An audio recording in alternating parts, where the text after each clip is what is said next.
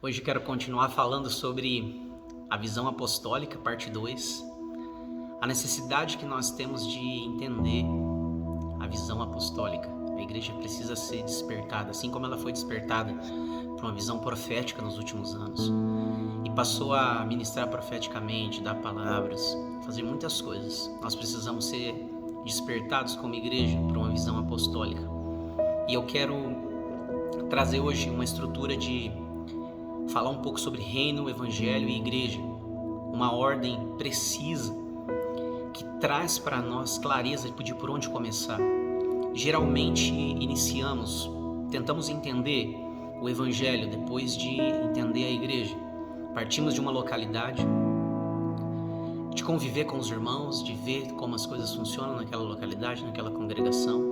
E a partir da ideia de igreja que temos, nós começamos a estabelecer uma ideia de evangelho. E logo depois de alguns anos, nós começamos a perceber a ideia de reino. Eu acredito que essa ordem, ela possa estar comprometida. Nós precisamos colocar as coisas na ordem correta. Antes de tudo, nós precisamos entender o reino de Deus, porque Deus está no princípio de todas as coisas. Desde o princípio, Ele está governando a terra. As Escrituras falam que no princípio criou Deus. Essa palavra Deus é Elohim, o governante. No princípio, os governantes criaram, ou seja, tudo nasceu de um governo, tudo veio de uma casa paterna, uma casa de paternidade. Deus cria todas as coisas. Então, a primeira estrutura que nós temos é o reino de Deus, ou seja, onde tudo depende de Deus. Ele é o centro de todas as coisas, Ele é o rei que governa sobre tudo. Eu gosto muito do Salmo 24, que fala que do Senhor é a terra e a sua plenitude, o mundo e os que nele habitam. Ou seja, a estrutura do reino de Deus, ela é ampla, ela é suprema, ela vem antes de qualquer conceito que a gente possa denominar. Todo governo procede dele, toda força, toda vida, toda estrutura, toda essência. Por isso que o reino de Deus, ele traz para nós uma ideia de grandeza, uma ideia de amplitude, uma ideia de princípio, uma ideia de finalidade. Pois quando pensamos reino de Deus, nós pensamos em primeiro lugar em Deus. Deus como o governante supremo do mundo. Deus como o governante supremo das nossas vidas. Por isso que a primeira estrutura que precisamos compreender para que tenhamos uma visão apostólica é que, antes de tudo, vem o reino de Deus. Por isso que Jesus falou, sobre tudo que você deve buscar em primeiro lugar, ele diz, o reino de Deus e a sua justiça. Eu acredito que o reino de Deus é aquilo que vem primeiro, pois assim Jesus nos ensinou. E a justiça do reino de Deus é o evangelho. No reino você encontra os princípios de casamento, de paternidade, de família, de vida, de relacionamento. O reino de Deus fala de uma estrutura política, de uma estrutura educacional.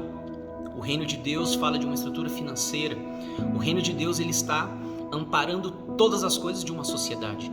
Ou seja, o funcionamento de uma sociedade, as leis, os princípios, isso tudo está englobado em reino de Deus. Antes de qualquer coisa, eu preciso me sujeitar a Deus. De forma simples, o reino de Deus é um rei que governa. E eu, alguém que sou governado pelo Senhor desse reino, o rei do reino, Deus. Em segundo lugar, a justiça desse reino fala de como as coisas funcionam dentro dele. Como é o funcionamento, como é tratado todos os assuntos do reino, como é a organização dentro desse reino. E isso fala da mensagem do evangelho. A mensagem do evangelho, ela é muito maior do que apenas a mensagem da salvação. A mensagem da salvação faz parte da mensagem do evangelho, mas ela não detém toda a mensagem do evangelho, porque o evangelho, ele não é apenas uma mensagem, ele é um código. O evangelho é o código de Deus para o mundo. O evangelho é a maneira de Deus que todas as coisas funcionem. Ou seja, o evangelho é a chave que faz o mundo todo girar de forma harmônica e sustentável. O evangelho não é a solução apenas para uma alma, ele é também a salvação de uma alma, mas o evangelho é a salvação do universo, a salvação do cosmos. Nós podemos ver essa mensagem no texto de João 3,16, que Deus amou o cosmos de tal maneira, o mundo de uma maneira tão grande, que deu o seu único filho para que todo aquele que nele crê não pereça, mas tenha vida eterna. Ou seja, o amor de Deus foi despejado no cosmos, em toda a sua criação, de maneira que ele deu o seu filho, o próprio evangelho, para que todo aquele que nele crê não pereça. Ou seja, existe uma salvação do mundo, existe a salvação dos homens, mas existe a salvação de toda a criação. Romanos nos ensina que a criação ela geme e aguarda com ansiedades a revelação dos filhos de Deus, o momento em que ela vai ser liberta desse cativeiro. Essa é a mensagem do Evangelho. Quando entendermos a mensagem do Evangelho, vamos expandir todas as nossas fronteiras, porque nós vamos começar a falar de salvar o mundo, de falar como conduzir a economia. O Evangelho é a chave de como conduzir, de reduzir a desigualdade social. O Evangelho é a chave de como resolver os problemas ambientais do planeta, os problemas de poluição, de lixo, os problemas tecnológicos, os problemas que surgem na convivência humana. Todos esses problemas têm uma resposta no Evangelho. Ou seja, Cristo, o centro do Evangelho, o centro da mensagem, ele é a solução, a chave, o código de Deus para solucionar todas as coisas.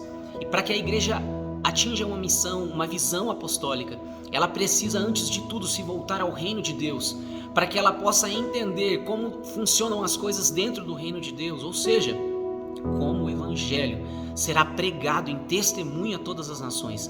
É isso que Jesus fala, que só virá o fim quando o Evangelho do reino de Deus for pregado.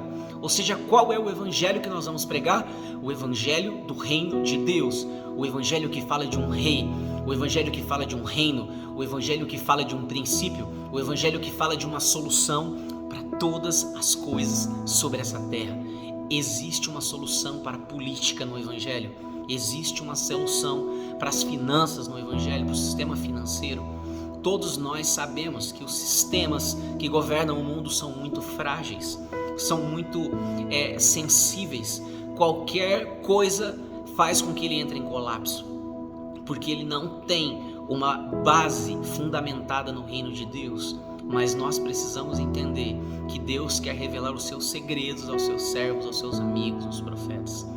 Então nós precisamos voltar à mensagem do Evangelho do reino de Deus, o Evangelho do príncipe de Cristo, o Evangelho que fala do Pai dele, do Rei do reino, o Evangelho que fala de algo muito maior do que as nossas conclusões, do que as nossas ideias, do que aquilo que a gente entende como um funcionamento de um culto, as músicas legais de um culto. Isso é muito maior. O Evangelho é muito maior do que a mensagem que nos salvou, que nos libertou dos pecados, é muito maior que isso. O Evangelho fala de uma solução global para o problema que o mundo enfrenta, de desigualdade, o problema da fome. O Evangelho é a chave que pode fazer abrir todas as portas e todas as soluções. E por fim, dentro dessa visão apostólica de reino, Evangelho, agora nós temos a figura da igreja.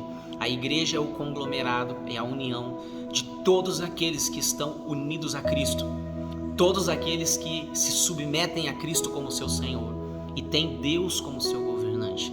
Esses são denominados a igreja de Cristo, a igreja de Deus, ou seja, aqueles que são governados por um cabeça, por alguém que lhes dá ordens específicas de movimentação. Então a igreja ela não é apenas um simbolismo de um prédio, ela é muito maior do que um prédio, ela é muito maior do que as pessoas que estão naquele prédio, porque sem Cristo não há igreja, sem reino não há igreja, e sem Evangelho não há igreja, porque a mensagem da igreja é a mensagem do Evangelho do reino de Deus. Ou seja, quando Jesus começa a pregar, ele e João Batista começam com a mesma mensagem: arrependei-vos porque é chegado o reino dos céus. Arrependei-vos porque é chegado o reino de Deus. Por que é necessário arrependimento? Porque o caminho do homem diverge daquele caminho de Deus. Porque o homem estabeleceu tronos, governos, igrejas, lugares para que ele possa ser o centro. E no reino de Deus só existe um centro: Deus. No reino de Deus só existe uma prática, a vida de Cristo. Ele é o fundamento da igreja, ele é a mensagem. Por isso que Paulo fala: olhem para ele, imitem, sejam meus imitadores porque eu imito a Cristo. Ou seja, ele é a nossa referência. Então a igreja, ela é a expressão da ação de Deus na terra. Isso é muito maior do que as congregações locais, do que o meu pensamento sobre dízimo, a minha teologia. Isso é maior do que a minha congregação. Ser igreja está ligado com estar ligado a Cristo, conectado a Deus no mundo inteiro. Ei, entenda, a igreja não está relacionada com o tempo nem com o espaço. A igreja é um organismo espiritual, ligado no cabeça. Portanto, em qualquer lugar, em qualquer hora que estivermos conectados a Cristo, conectados a Deus, somos igreja e estamos diante dele, oferecendo orações, intercessões, súplicas em favor de todos os santos. Que você seja igreja, que você viva o evangelho do reino de Deus e que você apregoe o arrependimento do reino. Fale para todos que está vindo um governo novo sobre a terra e que as pessoas precisam deixar os seus governos. Primeiro, o governo das suas vidas, depois de acreditar que um governo vai a salvar. Não, o único governo que nos salvará é o governo do Filho de Deus, do Messias, o governo do nosso Deus sobre nós. Esse irá trazer salvação, irá trazer a essa terra um tempo novo. E ele está vindo, ele está chegando. Que você seja imergido nesses dias, que você seja incentivado a expandir a sua visão, a entender que Deus te chamou para que você tenha uma visão como a dele, uma visão abrangente, uma visão apostólica.